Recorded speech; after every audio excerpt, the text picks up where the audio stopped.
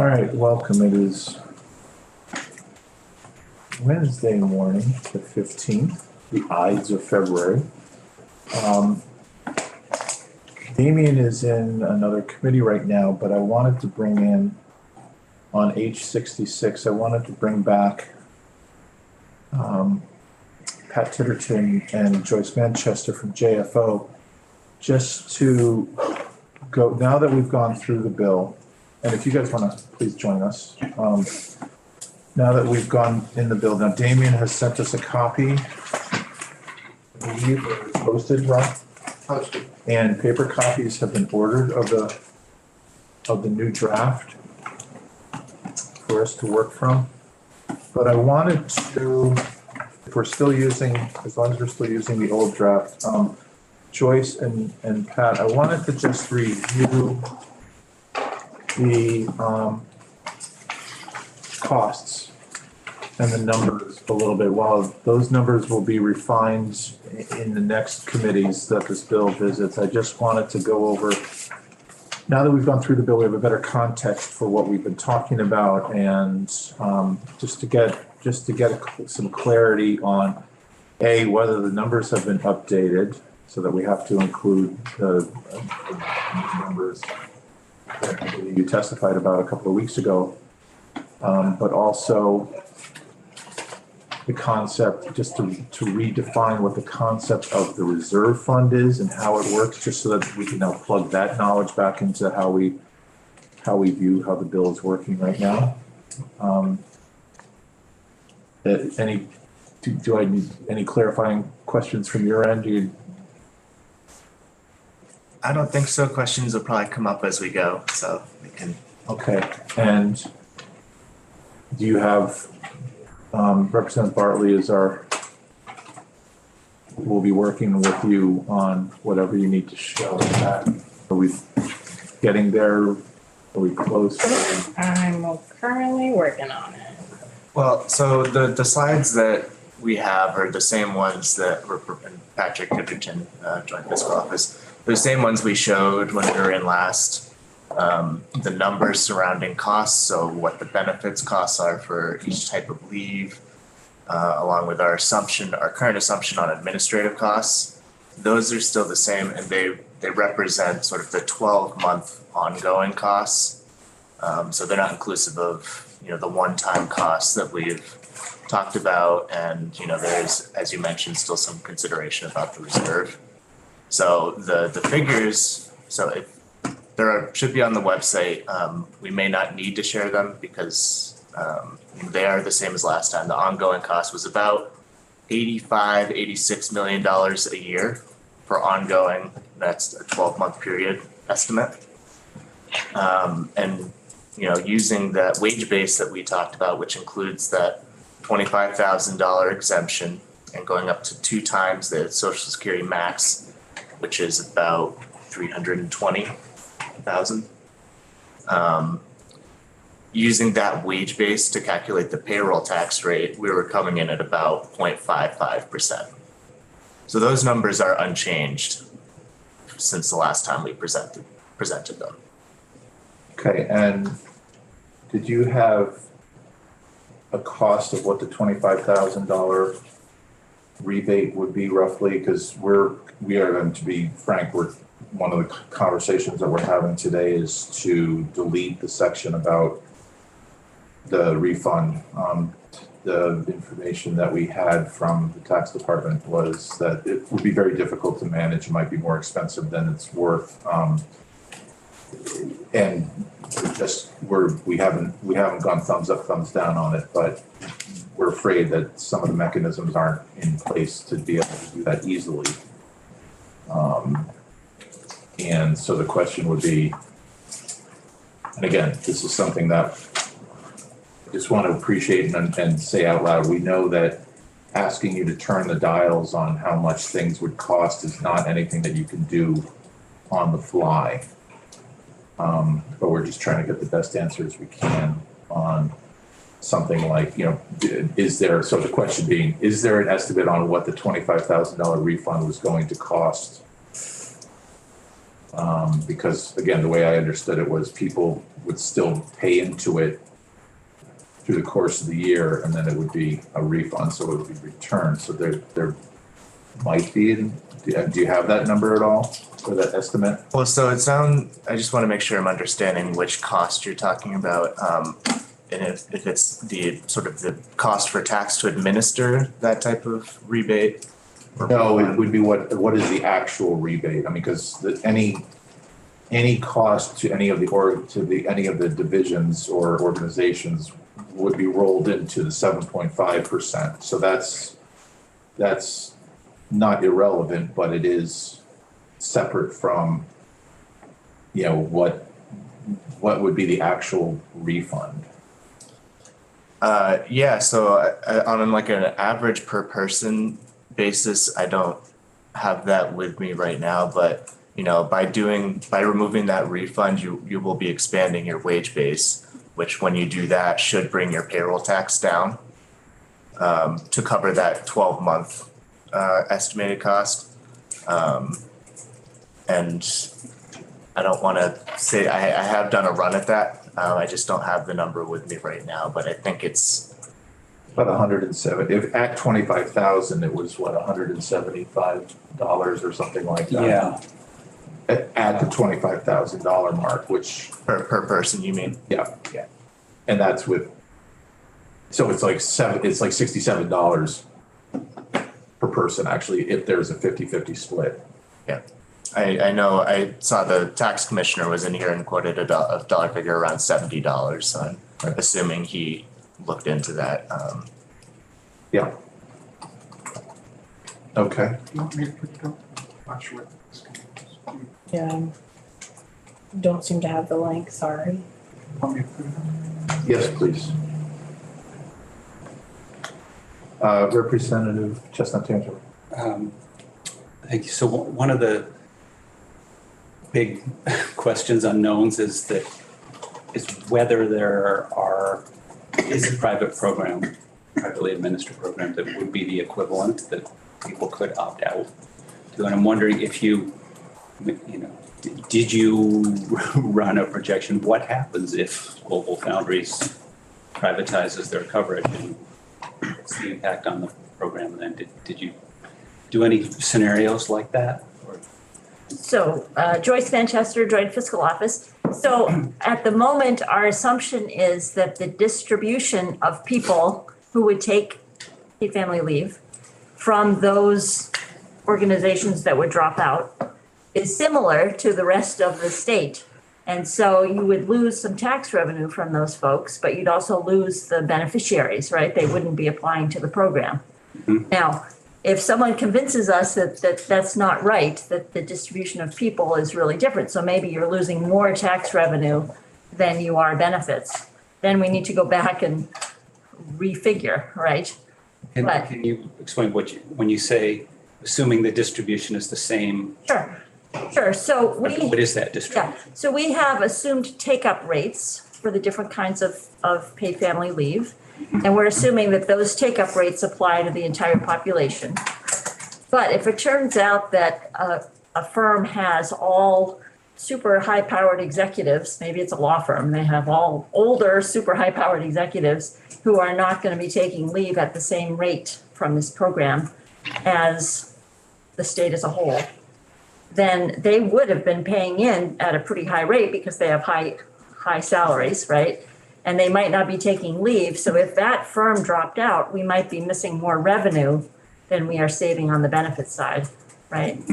So that would mean that the rest of the people would have to pay a higher tax rate to support the program, So right? it's fluid. I mean, it's just, by definition, it sounds like it has to be, we can make as many Oh, absolutely. conjectures as we can, but we're not gonna know until we. And we don't, understand. right, we don't know who's gonna drop out. We don't know if the take-up rates are going to be accurate for Vermont as a whole, right? Because we have a different wage replacement rate, we have a different, I'm sorry.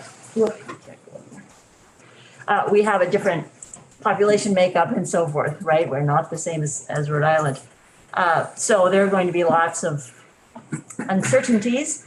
And that's why the legislature has the built-in capability to change the tax rate yearly, right? You look back at what's happened and you look at the state of the reserves and money in the bank and so forth, and you decide if you need to raise the rate.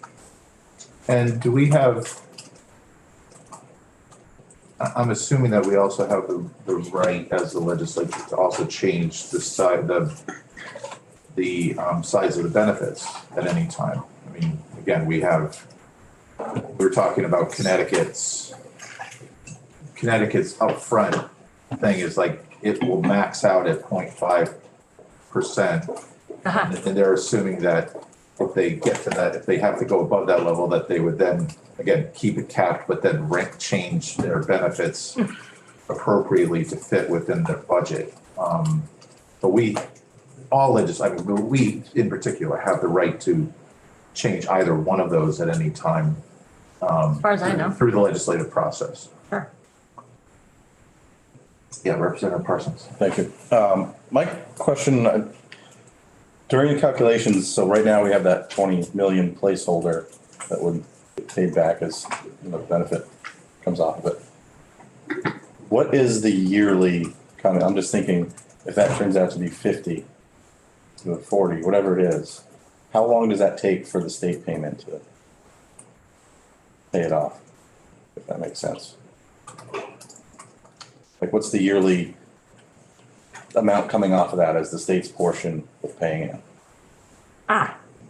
So there are lots of questions associated with your question. So one is what's happening to the governor's plan? Is the governor's plan going to be in effect starting this July? And so will state employees be covered under that plan and therefore not participate in this plan?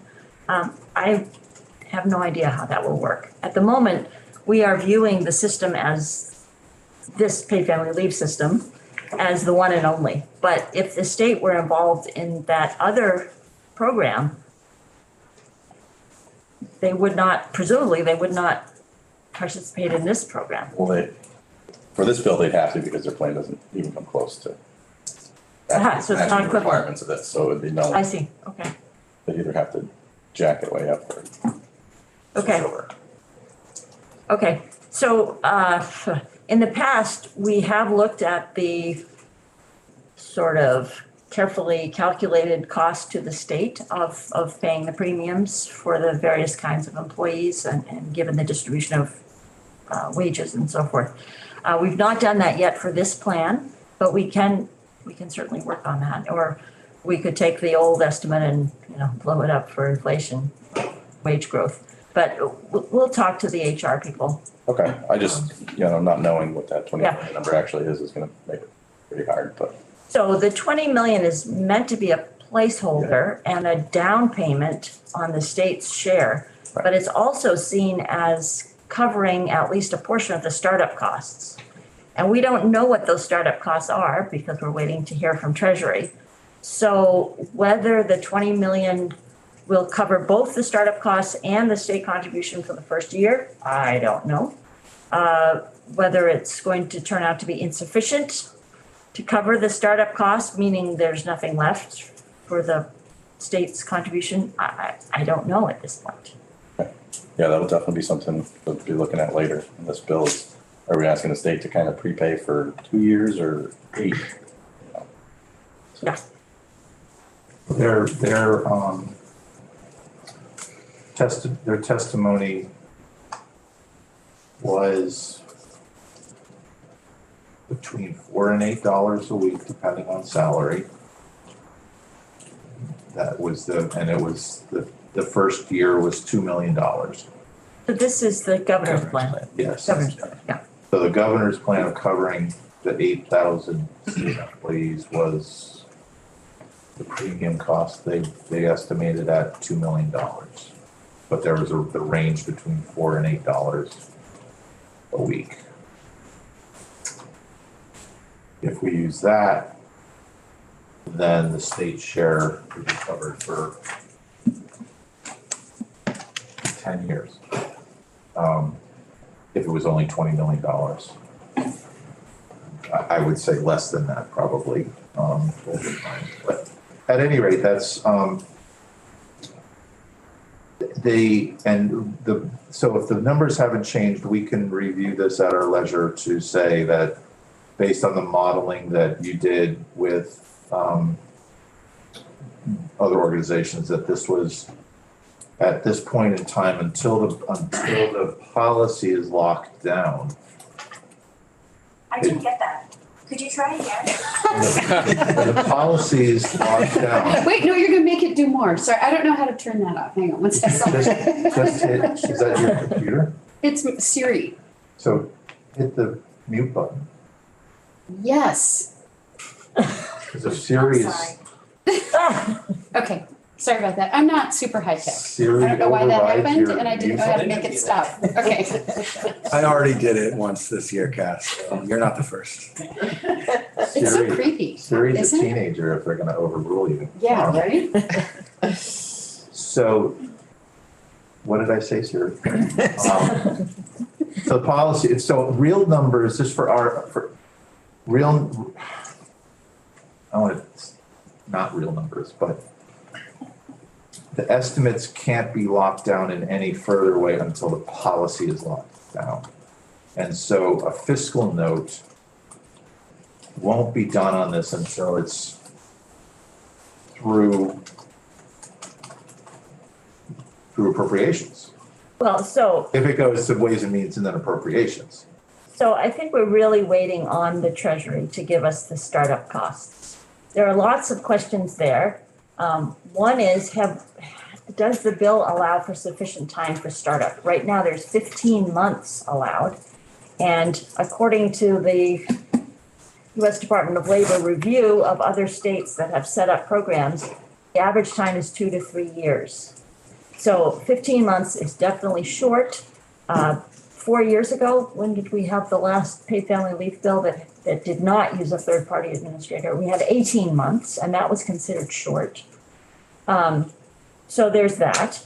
Then there's the issue of IT development. It takes time and it's very expensive.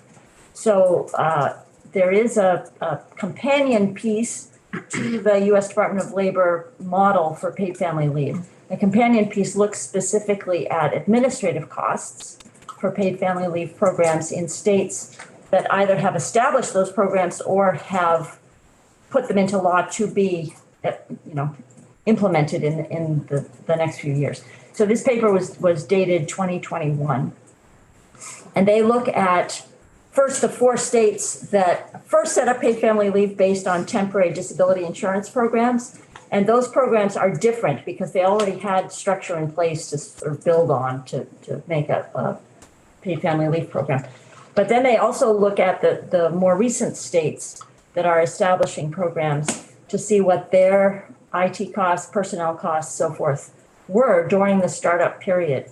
And they vary tremendously, but where's my range?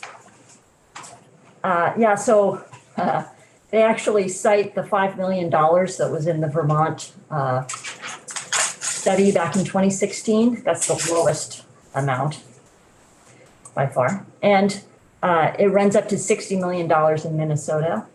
More recently, Washington State's actual startup costs were $82 million. So about 60 million of that was in IT development. So you can see that the 20 million might not be sufficient, but we just don't know until Treasury decides what they can do and how much help they need. And I think they're even going to have to send out an RFP to get a vendor to bid on developing the process for Vermont. But we just need more guidance on those startup costs.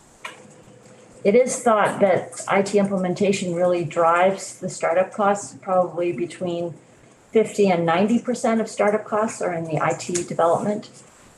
In Washington State, that turned out to be 70%. And then salaries and benefits for personnel working on the startup would be most of the rest of the costs. So that just gives you an idea of what could be out there. Right. No, I think that's clear. And that's part of our conversation. But again, I appreciate the clarity that the 20 million was used as a placeholder, and acknowledge that it could be higher.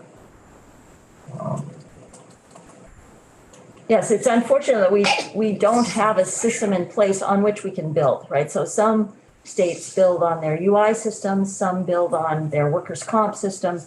And currently the IT system at the Vermont Department of Labor is not adequate and does not allow us to put more responsibility onto that existing structure. So it really does mean that we're building from scratch. Okay. Questions, clarification, Representative Elder? A couple questions. Have you run the numbers for the rate if we set the cap not at 2 times Social Security, but at say 1 time Social Security as suggested? Do you have a sense of what that does to the 0.55? Should increase, so you're decreasing your base a little bit in that scenario, so you would probably be looking at the rate going a little higher in that scenario. But one important thing to note is that most people are earning at 100% or below the Social Security amount. Not many people are earning that 300,000 figure, which so you wouldn't see it half by any means. No. You'd probably see an incremental decrease in the wage base. So we'd expect the rate to go up a little bit, but probably not a significant amount. 10%? I don't remember. We did those numbers early on. I just don't remember what they were. So if we were to both drop the $25,000 exemption and cap it at the Social Security taxable maximum, we could get you that answer. Do you want them in pieces or do you want them together? Oh, if you have what do you mean by pieces? Well, so one piece is the $25,000 exemption. And we talked earlier about maybe dropping that and looking at the effect on the tax rate. The second thing is the cap. I mean, personally, I'm in favor of dropping the $25,000 exemption, but that's kind of a separate policy question. I am interested in this as a separate question, I guess. But personally, I would be interested in seeing them overlaid. The placeholder is a funny thing because, of course, we could use a placeholder of 0. Instead, we're using a very specific number, which is we're then kind of treating as arbitrary, which I understand why. But, and maybe this isn't a question for you, maybe I'll just say this as a comment for later, I guess. I think about the UI system and all the work that needs to be done on it. And I think about what feels like a missed opportunity to invest $60 million or $80 million in our UI system that would also serve this program. But I get that that's not really a question for you. It's just some of your comments made me think of it. So, yeah. I don't expect I do know that the Department of Labor is in conversations now to work towards a new IT system for their department. So yes, that's going on. Yes. It's just a question of will we spend 60 million twice when we could have spent it once is what I'm wondering.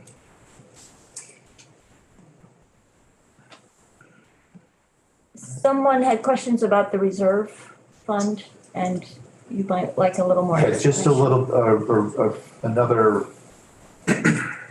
quick primer on, at some point, we start collecting wages. And so if, I'm gonna reduce the numbers down into something to understand. So if the annual cost was $100, the goal is to have $100 in the bank account over the course of the year to pay out the benefits. But also part of the 15 months was to build that up, but also to build up another $75 which is 9 months worth of reserve. We've heard testimony that other states do different levels, but we've pretty much stuck to the 9-month reserve in all of our calculations over the years. So the first 15 months would raise, I just want to get it clear that the first 15 months would raise up to a certain point. And then the whole point of ongoing collection is to keep it above that, but are we expecting that 9 months to be literally like in the bank, untouched, or is it just sort of out there floating around and dealt with expectations of money coming in? So I guess using your example, and the way that our estimate is presented, so the estimate in that tax rate is covering, over the course of a year, that covers 12 months of operations, that's your $100. So if we're collecting for 15 months, you'd be at $125. So you'd be essentially up to 3 months into your reserve. And in terms of out of the gate, if you want to comment on that. So once again, we really need a better estimate of startup costs. As Pat said, you'd have 12 months plus 3 more months just from the contributions coming in. But the bill says we need 9 months in the reserve fund, and that's just to protect against a really bad economic downturn, right? If we had another 2020 where wages fell through the floor, you'd want to have plenty in the bank to pay off a much increased number of leaves, right? So from where I sit, it looks like we might be a little short, and whether the 20 million covers that reserve fund in addition to the startup costs, in addition to the state down payment on its own benefits, is a big question, for sure. So I'm a little confused now because my understanding of this is that so we collect contributions for 15 months without paying any benefits, which gives us a full year plus 3 months. And so I know some of that will be spent on startup costs, but it seems like, so we're not starting with 3 months of reserve, we're starting with 15 months of reserve. Right. Minus 6 So months. it's considered to be prudent to have 12 months of expected benefit costs on hand, plus have the reserve fund off to the side, that's another 9 months when you start up, right? Because if you happen to start up at the time of a really bad recession, you would expect to see the following year's revenue drop significantly and leaves taken to jump up significantly. So you would need to have reserves to back up the system. So I understand now. I wasn't seeing that the operating year as being fully funded. I was seeing that as inflow and outflow with the reserve beside that. Right. So a few years ago, when the state was looking at a third-party administrator, one of the benefits was that we didn't have to build up the reserve fund and build up the funds in the bank, because this ongoing third-party administrator already had funds sitting in its system that could cover all that, right? So it was seen as sort of a big advantage to pay them for administering this program, and then we wouldn't have to build up the early funds. Of course, you pay for the privilege of using their funds in the bank, right? So you're paying yearly for not having to build up your own funds at the beginning. So it's a trade-off, but those were the considerations back then. Thank you. So it's not a 15-month, as I think to Representative Chestnut, it's not a 15-month reserve when we open the doors. It's I mean, we're not going to see an equalization of reserves and expenses until we see what the payout is over 3 or 4 years or longer to get an idea of what's normal. Yes, and way back, before we went to the third-party administrator, we estimated the costs of building up the reserve fund together with having a 12-month supply on hand. And we sort of amortized that. We spread it out over a few years. And then we had to go through the exercise of looking at the cash flow. Some of you may remember that the Treasury did not want to be administering the special fund for the paid family leave program and have it go negative at any point, because then Treasury would have to be spending state dollars, right, to take care of the paid family leave system. So, so then the rate had to be adjusted a little bit so that we had enough coming in early on to build up those funds, the special fund, including the reserve fund, so that we never went negative on a projected basis. All right, so this is, again, the financial portions of this will be wrestled out, ways and means and appropriations. Again, our committees, while we're trying to understand it, our committee's responsibilities to the policy, you know, that we're seeking to then let them then review and the costs and how it would be, the money would be raised. We won't be making final decisions on the rate or the placeholder today or tomorrow. We'll be, you know, just trying to get an understanding of what's out there. We will be seeing the bill again, at least as a somewhat more than a drive-by. By the end of this process, we'll have a better understanding of what the final bill is as it goes through. Joyce and Pat, is there any other question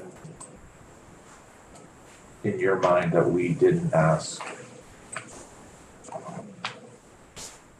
I don't think so, but I'm remembering from last time we were in here, the question about military related leave, and whether that was incorporated into our estimate, and did look at it.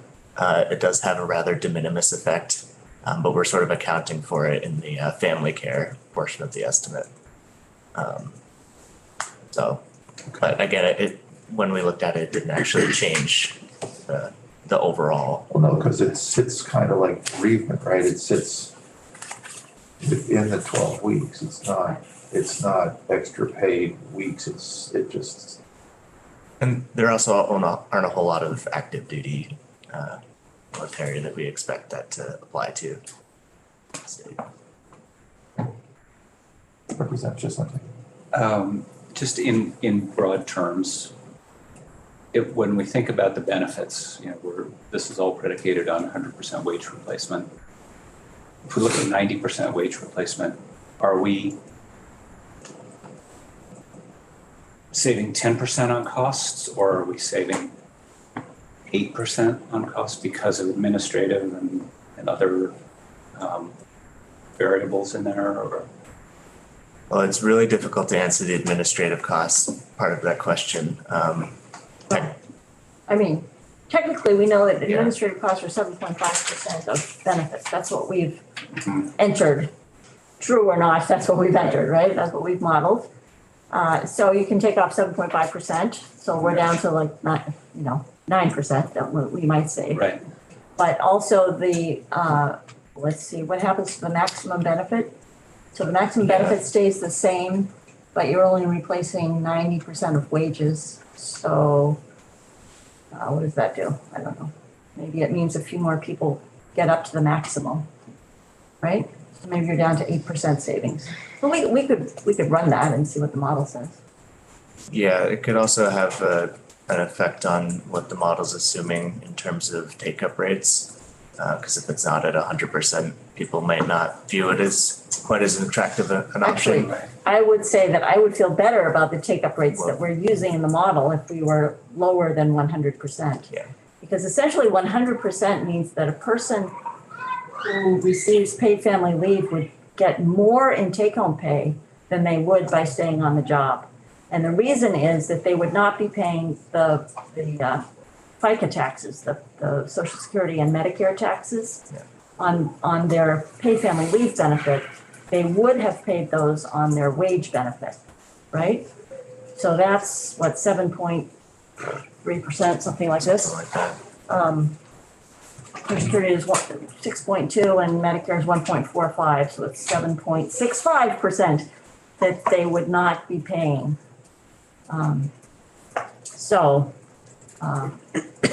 That's a policy question, but it's a consideration.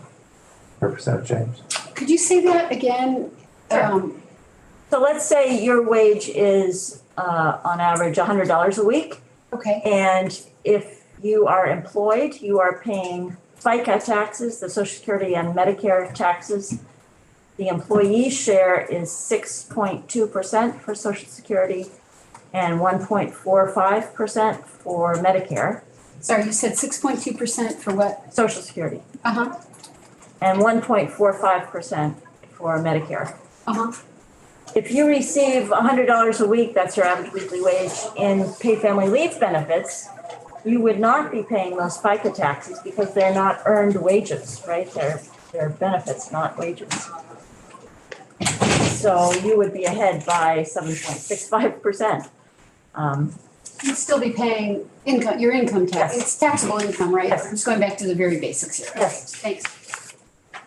But which is either way, you pay your, Yes. okay. Can I ask a question? Yeah. Another question?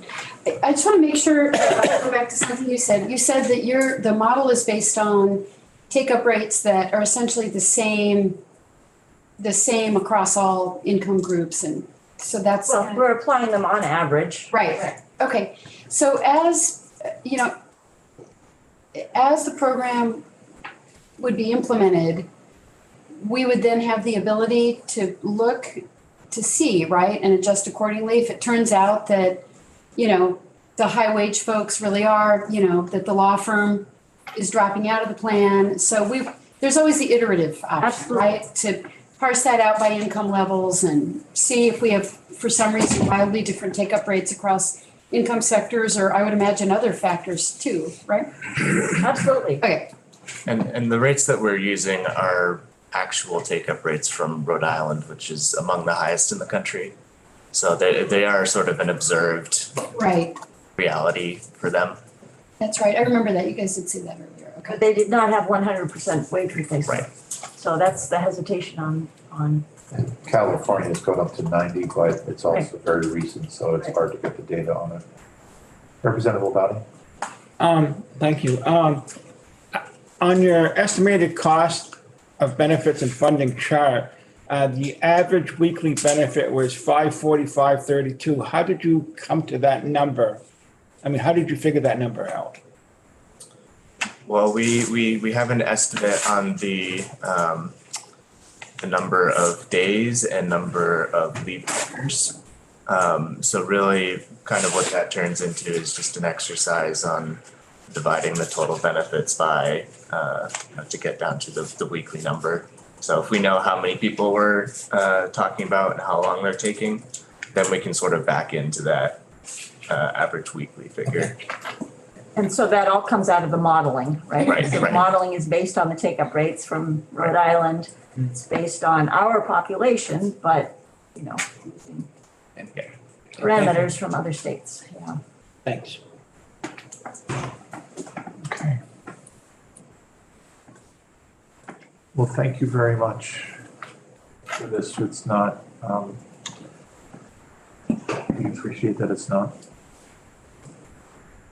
set in stone yet. But I appreciate the clarifications and the reasonings why it's not set in stone yet. So,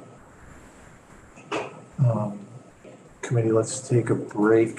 We